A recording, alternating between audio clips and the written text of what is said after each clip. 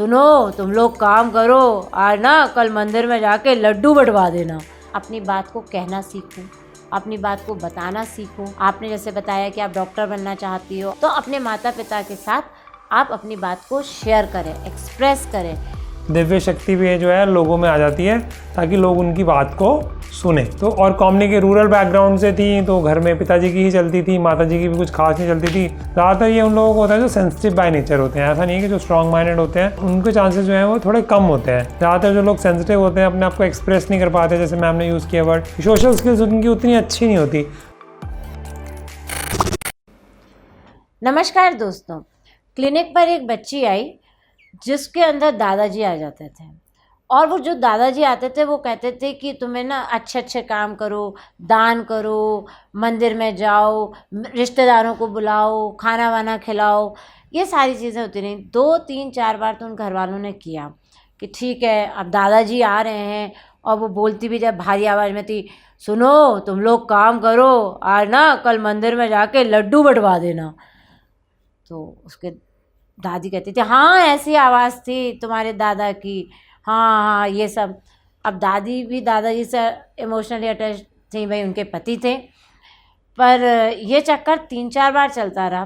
तो उनके घर में रिलेटिव आए, उन्होंने देखा कि ये बच्चा इस तरीके से कर रहा है, और बार बार उनका ये दौर चल रहा है, कभी मंदिरों में दान, कभी रिश्तेदारों को बुला के खाना पीना करना। तो उन्होंने कहा कि आप हमें सलाह देता हूँ आपको कि मैंने अपनी पत्नी को साइकेट्रिस्ट को दिखाया था, अगर आपको उचित लगे तो आप भी जाके दिखा लो, हो सकता है शायद आपकी कुछ मदद हो जाए। वो आए तो साइकेट्रिस्ट को दिखाने के लिए थे, पर चूंकि क्लिनिक पर एक हमारा सिस्टम है कि पहले साइकोलॉजिस्ट देखते हैं फिर साइकेट्रिस्ट डॉक्टर राजीव देखते हैं। तो उस तरह से उन्होंने पूरी डिटेल दी और मैंने सारा हिस्ट्री में लिखा। तो उन्होंने बताया कि लगभग ये 1.5 से 2 महीनों में हो रहा था, और जो उनके दादाजी आ जाते थे, कभी मंदिरों में दान, कपड़े बंटवाना, या घर में रिश्तेदारों को बुलाना, उनका खाना पीना सब अच्छा अच्छा करना, ये सारी बात बताई। तो मैंने पूछा क्या कुछ ऐसा 2 3 महीनों में हुआ था जिसके कारण बच्चा ये व्यवहार कर रहा हो, क्योंकि सब कुछ बच्चा अच्छे से बता पा रहा है कि वो कहाँ पर पढ़ता है, कौन से उसके बेस्ट फ्रेंड है, क्या उसको पसंद है। तो उन्होंने कहा हाँ। फिर उसकी माँ ने कहा कि हाँ मैडम एक बात याद आ रही है कि 2 3 महीने पहले ना इसने घर से पैसे उठा लिए थे। मैंने कि कितने पैसे उठाए? बोले इसने 10,000 रुपये चुरा लिए थे मेरे पर्स से। मैंने कहा अच्छा फिर क्या किया? बोले और इसने मोबाइल ख़रीद लिया। अब वो घर में मोबाइल पकड़ा गया, तो हमने इसको पूछा, तो पहले तो बोली ये मेरा नहीं है, मेरी सहेली का, ये वो ऐसे बोलती रही। फिर हमने बाद में उसके पापा को गुस्सा आ गया, तो उन्होंने इसको 2 3 थप्पड़ लगा दिए, और ये बोले कि हमें पता है तुमने पैसे चुराए हैं। और मैंने क्योंकि अपने पति को कहा था कि मेरे पैसे नहीं मिल रहे पर्स में से, और 8 6 7 दिन में ये इसका मोबाइल भी मिल गया। और उसके बाद 2 4 दिन बाद ही ये सब शुरू हो गया। कहा ठीक है। फिर वो सर को दिखाने के लिए गए। सर ने देखा और सर ने बताया कि ठीक है ऐसे ऐसे चीज़ हुई है, पर इसमें दवाई की बहुत ज़्यादा तो ज़रूरत नहीं है। अगर आपको काम करना है, क्योंकि बच्चा ये बार बार ये व्यवहार कर रहा है और उससे उसकी पढ़ाई अगर कहीं इफेक्ट हो रही है या उसका व्यवहार इफेक्टेड हो रहा है, तो आपको थेरेपी करानी होगी। तो उन्होंने कहा कैसे होंगी? तो उन्होंने कहा आपको आना पड़ेगा और आप एक साइकोलॉजिस्ट से ये थेरेपीज़ करा सकते हैं। तो उन्होंने कहा कि सर हम यहाँ करा सकते हैं? उन्होंने कहा हाँ जी आप करा सकते हैं। इस तरह से उस बच्ची के सेशंस मैंने ही लिए, और लगभग से लगभग वो बच्ची 3 से 4 महीने आई हमारे पास, और धीरे धीरे वो अपने पैर पे अपनी बात को बता पाई कि उसको क्यों उसने पैसे लिए थे, क्या उसकी इच्छाएं थी। क्योंकि वो थोड़ी सी विलेज एरिया की थी, वो उनको भी शौक़ आया शुरू एकदम 11th क्लास में आई थी, उनका मन था कि मेरे पास भी मोबाइल हो, कैमरे वाला मोबाइल हो, क्योंकि आसपास बच्चों के पास था, उनके पास नहीं था। तो जिस लालच में उन्होंने अपने माता पिता से बात ना करके उन्होंने उस पैसे निकाले और वो मोबाइल मंगा लिया। तो उनको 2 से 3 चीज़ें बताएंगे कि बेटा अपनी बात को कहना सीखो, अपनी बात को बताना सीखो। आपने जैसे बताया कि आप डॉक्टर बनना चाहती हो, आप बहुत के अपने आपके सपने हैं, तो अपने माता पिता के साथ आप अपनी बात को शेयर करें, एक्सप्रेस करें। फिर उनके माता पिता को भी ये बताया गया, समझाया गया कि देखिए सर आप अपने बच्चे को, ठीक है आपने उस समय मार दिया, कर दिया, तो इस बच्चा डर गया अंदर से और उसने ये व्यवहार शुरू किया।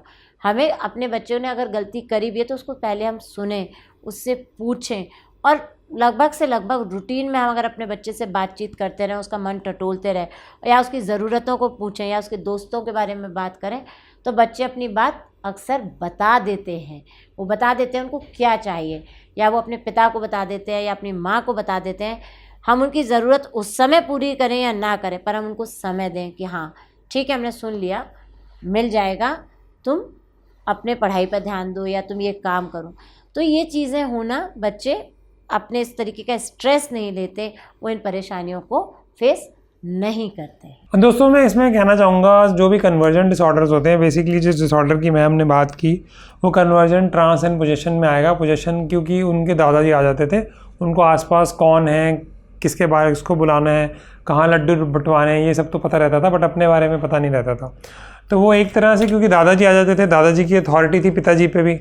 अब पिताजी ने तो उनकी पिटाई कर दी, वो अपने पिताजी की पिटाई तो नहीं कर सकते, तो इसलिए उनके दादाजी का आना लाजमी था। इसलिए भगवान और इसी तरह दिव्य शक्ति भी जो है लोगों में आ जाती है, ताकि लोग उनकी बात को सुने।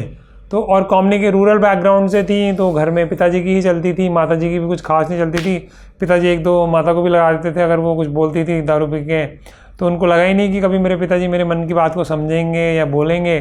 तो उनको ये समझाया गया कि भैया बच्चे बड़े हो गए हैं, सब टाइम बदल गया है, जो पुराना टाइम था वो पुरानी बात थी, ऐसे थप्पड़ वप्पड़ लगाने से काम नहीं चलेगा। नहीं तो यहाँ ऐसे वैसे पैसे खर्च कर रहे हो, जितने का मोबाइल नहीं है उससे ज़्यादा खर्चा तो आपका डॉक्टरों का हो गया, और झाड़ फूक का हो गया, और दान धर्म का हो गया।